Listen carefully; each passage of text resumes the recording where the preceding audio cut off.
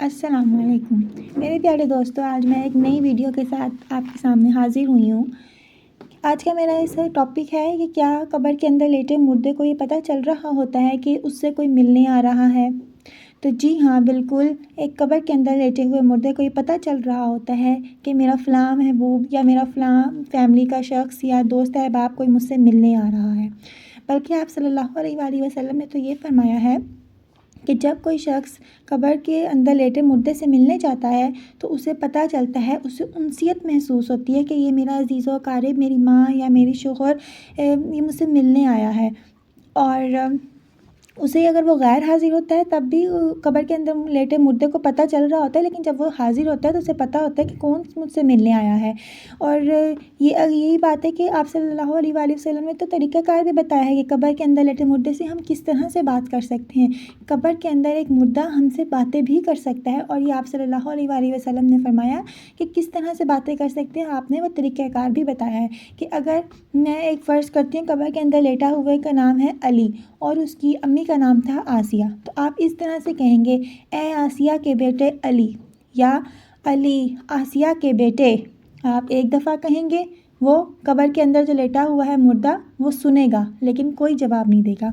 آپ پھر کہیں گے، اے علی آسیہ کے بیٹے، وہ مردہ قبر کے اندر اٹھ بیٹھے گا۔ آپ پھر کہیں گے تو وہ آپ کو جواب دے گا، تیسری مرتبہ وہ آپ کو جواب دے گا۔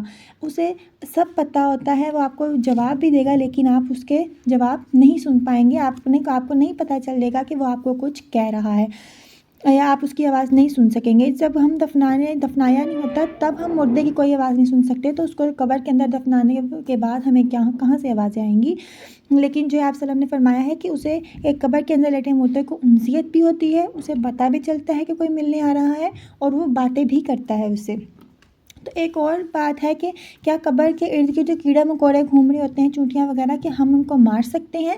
تو نہیں، آپ نے انہیں کیوں مارنا ہے؟ ایک صورت ہے کہ اگر وہ آپ کے اوپر چڑھ رہے ہیں یا آپ کو کاٹ رہے ہیں تو اس صورت میں آپ ان کو مار سکتے ہیں، پیچھے کر سکتے ہیں۔ لیکن اگر آپ اس لیے ان کو مار رہے ہیں کہ وہ قبر کے اندر جا کے آپ کے مردے کو یا ان کو تنگ کریں گی، تو ایسا نہیں ہے، کیونکہ یہ اللہ کی طرف سے ہوتے ہیں۔ آپ کتنوں کو مار لیں گے؟ 2 کو مار لیں گے، 4 کو، زیادہ سے زیادہ 10 کو مار لیں گے، وہ اور آ جائیں گے۔